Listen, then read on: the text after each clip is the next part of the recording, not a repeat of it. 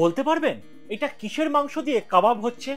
বর্ষাকালে গোপালপুরে ঘুরতে এসেছি, যেখানে স্ট্রিট ফুডে দই বড়া, আলুদম আর ঘুগনির মেলবন্ধন দিয়ে একটা অদ্ভুত সুন্দর খাবার খেলাম।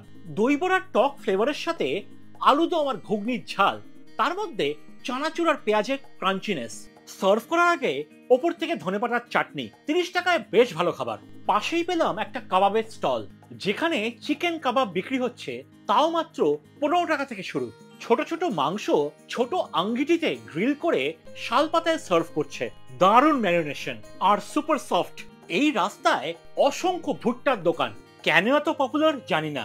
বিট নুন আর লেবু ঘষে সার্ভ করছে। ভুট্টার সঙ্গে তাল মিলিয়ে অনেক ফুচকার দোকান পেলাম, আলুর সঙ্গে ছোলা আর বাদাম দিয়ে মাখা।